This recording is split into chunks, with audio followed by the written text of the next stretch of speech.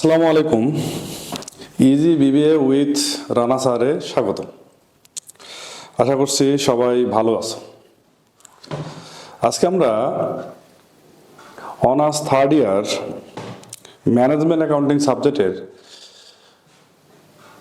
Capital budget chapter নিয়ে আলোচনা করব।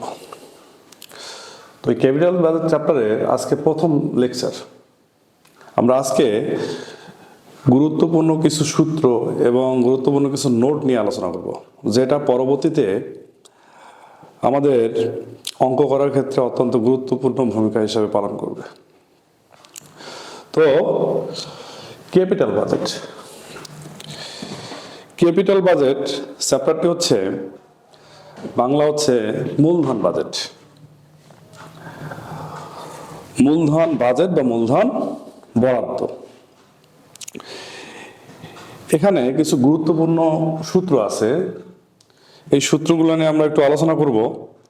সূত্রগুলো আমি একটা একটা করে বলতেছি, তারপর আমরা এইটা প্রয়োগ করব, এটা অঙ্কের মাধ্যমে প্রয়োগ করব।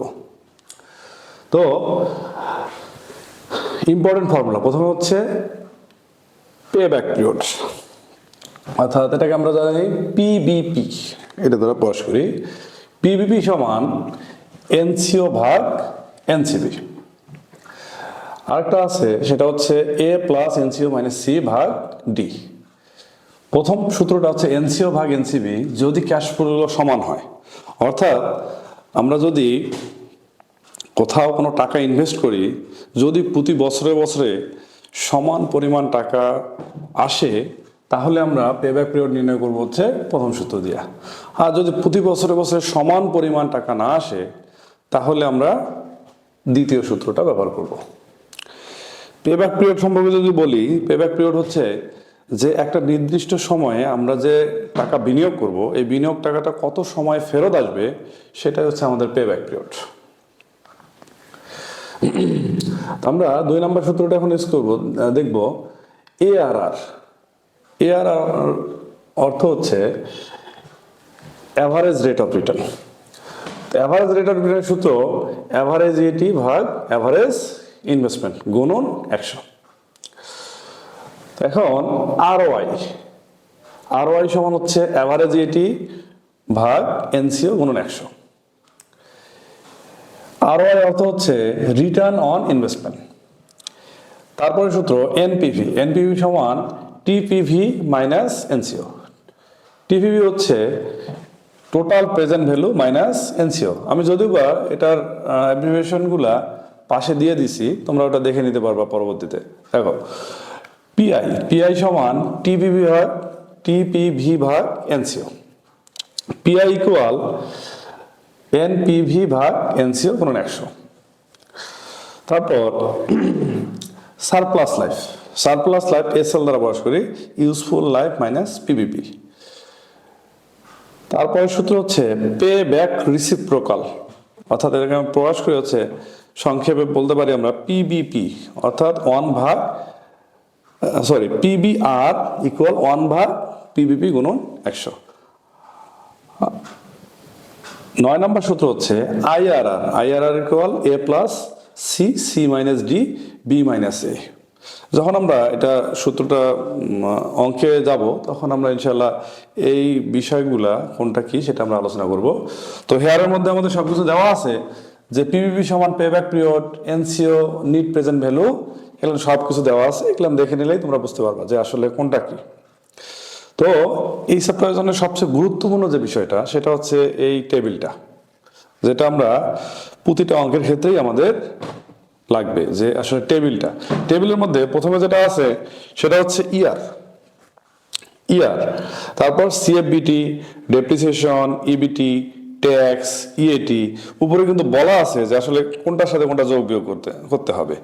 ইবিটি সমান 4 ইকুয়াল 2 মাইনাস 3, অর্থাৎ 2 থেকে যদি 3, সিএফবিটি থেকে যদি ডেপ্রিসিয়েশন মাইনাস করি তাহলে ইবিটি পাবো। ট্যাক্স ইকুয়াল আমরা যেটা পাবো 5 ইকুয়াল 4 গুণন ট্যাক্স রেট, অর্থাৎ 4-এর উপর যদি আমি ট্যাক্স রেট টাকা দিই, তাহলে আমরা কি পাবো? ট্যাক্স পাবো। 6 সমান ইএটি সমান 4 মাইনাস 5, যদি ইবিটি থেকে ট্যাক্সটা মাইনাস করি তাহলে আমরা ইএটি পাবো। 7 সমান 6 প্লাস 3, অর্থাৎ 6 এর সাথে যদি আমি ডেপ্রিসিয়েশন ইএটির সাথে ডেপ্রিসিয়েশনটা যোগ দিই তাহলে কি পাবো? সিএপিটি। তারপর আমরা পাবো C dot CAPT, cumulative cash flow after tax. 9 number discount factor, বইয়ে যে ডিসকাউন্ট ফ্যাক্টর বা কস্ট অফ ক্যাপিটাল যেটা দেওয়া থাকবে সেটা আমরা এখানে ধরবো। 10 ইকুয়াল 7 গুণ 9, অর্থাৎ সিএপিটির সাথে যদি আমি ডিসকাউন্ট ফ্যাক্টর গুণ দিই তাহলে পাবো হচ্ছে পিভি। 11 নাম্বার হচ্ছে আমাদের আবারও ডিসকাউন্ট ফ্যাক্টর, এটা শুধুমাত্র আইআরআর নির্ণয়ের ক্ষেত্রে ব্যবহার হবে, অর্থাৎ প্রথম ডিসকাউন্ট ফ্যাক্টরের উপর বেস করে ভিত্তি করে আমরা পরবর্তী ডিসকাউন্ট ফ্যাক্টর পজিটিভ বা নেগেটিভ করার জন্য, পরবর্তী এনপিভি পজিটিভ বা নেগেটিভ করার জন্য যে ডিসকাউন্ট ফ্যাক্টরটা নিব সেটাই হচ্ছে 11 নম্বরে থাকবে। 11 নম্বর ডিসকাউন্ট ফ্যাক্টর। 12 নম্বর হচ্ছে 7 গুণন 11, 7 সিএপিটির সাথে যদি ডিসকাউন্ট ফ্যাক্টর গুণ দেয় তাহলে আমরা পিভি পাবো।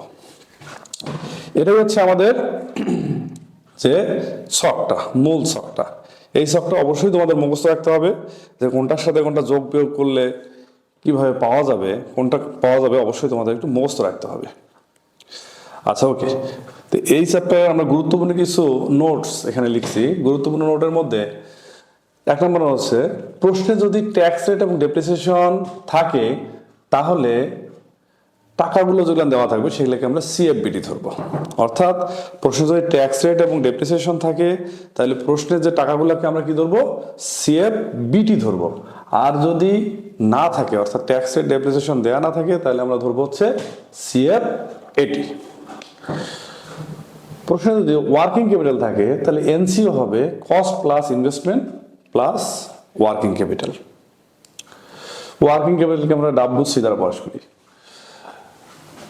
প্রশ্নে যদি পে ব্যাক পিরিয়ড নির্ণয় করতে পারে, এখন আমরা দেখবো যে আসলে সবসময় তো এই ছকটা সম্পূর্ণটা লাগবে না, কখনো কম লাগবে, কখনো সিএফবিটি বন্ধ যেতে হবে, কখনো ইএডি বন্ধ যেতে হবে।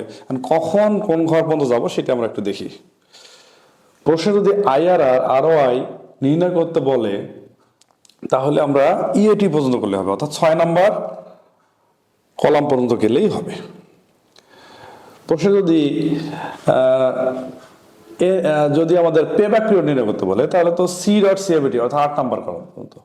আর যদি এআরআর আরওআই নির্ণয় করতে বলে তাহলে ইএটি পর্যন্ত গেলেই আমাদের হয়ে যাবে। আর এনপিভি এনপিআই যদি নির্ণয় করতে বলে তাহলে প্রথম পিভি, এটা আমরা প্রথম পিভি ধরবো, এটা দ্বিতীয় পিভি, প্রথম পিভি পর্যন্ত আমরা যাব। আর আইআরআর নির্ণয় করতে বললে আমরা সম্পূর্ণ ছকটাই করব। এখন একটা বিষয় লক্ষণীয়, প্রশ্নে যদি কোনো ডিসিশন বা কমেন্ট করতে বলে তাহলে আমরা দেখব পে ব্যাক পিরিয়ডের ক্ষেত্রে যে মানটি কম সেটি ভালো, আর বাকি সব ক্ষেত্রে আমরা দেখব বাকি অন্যান্য শুধুমাত্র এই পে ব্যাক পিরিয়ডের ক্ষেত্রে কম মানটি ভালো, আর বাকি সব ক্ষেত্রে বেশি মানটি আমাদের জন্য ভালো। তো সেক্ষেত্রে আমরা দেখব যে যদি 2টা প্রজেক্ট থাকে তাহলে 2টা প্রজেক্টের ক্ষেত্রে আমরা দেখব যে যা পে ব্যাক পিরিয়ডের ক্ষেত্রে কমটা আমাদের জন্য ভালো, আর বাকি যত কিছু আছে, যত এআরআর আরওআই এনপিভি পিআই যত কিছু আছে সেগুলো হচ্ছে আইআরআর এনপিআই, এগুলো সবগুলো আমাদের কি বেশিটা ভালো। এক্ষেত্রে যখন আবার একটা কোম্পানি থাকবে তখন আবার ডিসিশনটা একটু চেঞ্জ হবে, সেটা আমরা পরে আলোচনা করব। আরেকটা বিষয়, প্রশ্নে যদি ওয়ার্কিং ক্যাপিটাল এবং সালভেজ ভ্যালু থাকে তাহলে আমরা এই টেবিলটা ছকটা করার সময় নিচে যে যত বছর থাকবে ওই বছর বরাবর আরও একটা বছর নিব, অর্থাৎ পঞ্চম বছর থাকলে আরেকটা পঞ্চম বছর নিব। পঞ্চম বছর নেওয়ার পর ওই ওয়ার্কিং ক্যাপিটাল এবং সালভেজ ভ্যালুর টাকাটি যোগ করব। অথবা যদি একটা থাকে, ওয়ার্কিং ক্যাপিটাল একটা থাকলে একটাই নিব, যদি সালভেজ ভ্যালু একটা থাকে, শুধু যদি সালভেজ ভ্যালু থাকে তাহলে সালভেজ ভ্যালু নিব। এটা নেওয়ার পর আমরা ওইটা যোগ করে সিএপিটির ঘরে বসাবো। তারপর বাকি কার্যক্রমগুলো আমরা চালাবো। যখন পিভি নির্ণয় করব ওটা শুধুমাত্র পিভি এবং প্রথম পিভি এবং দ্বিতীয় পিভির ক্ষেত্রে এটা ব্যবহার হবে, সিএপিটির ঘরে ওটা যোগ হবে না। এটা কি করবো? সিএপিটি ডিসকাউন্ট ফ্যাক্টরের সাথে গুণ হবে পিভি, তারপর ডিসকাউন্ট ফ্যাক্টর পিভি, এভাবে হবে। তো আমরা এই চ্যাপ্টারের কিছু গুরুত্বপূর্ণ সূত্র এবং গুরুত্বপূর্ণ কিছু নোটস আমরা নিয়ে আলোচনা করলাম, যেটা আমরা অঙ্কের ক্ষেত্রে তোমাদের মুখস্থ রাখতে হবে। এগুলান সবগুলো সূত্রগুলা আলাদাভাবে মুখস্থ রাখতে হবে, নোটসগুলো বারবার একটু পড়তে হবে, তাহলে হয়তো আমরা এই চ্যাপ্টারে ভালোভাবে অঙ্কগুলো সমাধান করতে পারবো। তো তা আশা করব তোমরা এই নোটসগুলো একটু ভালোভাবে মুখস্থ করবা এবং ছকটাও একটু ভালোভাবে মনে রাখবা। তো প্রথম আমরা যে বিষয়গুলো আলোচনা করলাম, এরপরে আমরা হয়তো বা পরের ক্লাসে আমাদের গুরুত্বপূর্ণ ম্যাথ নিয়ে আলোচনা করব ইনশাল্লাহ। আমাদের সাথেই থাকবে তোমরা সবাই। তো ঠিক আছে, ধন্যবাদ।